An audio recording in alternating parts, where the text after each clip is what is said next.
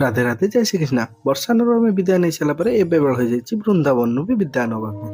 ତ ଚାଲନ୍ତୁ ଆଉ ଡେରି ନକରି ଯିବା। ବାଟରେ ଗଲାବେଳୁ ପ୍ରେମ ମନ୍ଦିରକୁ ଦେଖିକି ଟିକେ ଦୁଃଖ ଲାଗିଥିଲା, କିନ୍ତୁ କଣ କରିବା, ଆଗକୁ ତ ବଢିବାକୁ ପଡିବ। ପ୍ରେମ ମନ୍ଦିରକୁ ବାଇ ବାଇ କଲା ପରେ ଆମେ ଆସି ଯାଇଥିଲୁ ଟିକେ ପେଟ ପୂଜା କରିବାକୁ। ପେଟ ପୂଜା କରି ସାରିଲା ପରେ ଏବେ ବାହାରିଯିବୁ ଆମେ ମଥୁରା ଷ୍ଟେସନ। ତ ସାଙ୍ଗମାନେ ବୃନ୍ଦାବନରେ ଆମେ 2 ଦିନ କାଟି ସାରିଲା ପରେ ଇଚ୍ଛା ହଉନଥିଲା ବୃନ୍ଦାବନ ଛାଡି ଯିବା ପାଇଁ। ତ ସାଙ୍ଗମାନେ ଆମେ ନିଜ ନିଜ ମନକୁ ବୁଝେଇ ସାରିଲା ପରେ ବୃନ୍ଦାବନକୁ ବାଏ କରି ଏବେ ବାହାରି ଯାଇଥିଲୁ ମଥୁରା ଷ୍ଟେସନ। ମଥୁରା ଷ୍ଟେସନ ଗଲା ବେଳକୁ ବାଟରେ ଆମର ଟିକେ ପୁରୀ କଥା ମନେ ପଡିଥିଲା, କାହିଁକି ନା ଯୋଉ କୁଡୁଆ କଥା ହେଇଛି ସାଇଡରେ, ସେ କଥା ଆମର ପୁରୀର ଫିଲ୍ ଦଉଥିଲା। ତ ସାଙ୍ଗମାନେ ଇଏ ହଉଛି ସେଇ ଜାଗା ଯୋଉଠି ଆମ ପ୍ରଭୁ ଶ୍ରୀକୃଷ୍ଣ ଜନ୍ମଗ୍ରହଣ କରିଥିଲେ, ମାନେ ମଥୁରା।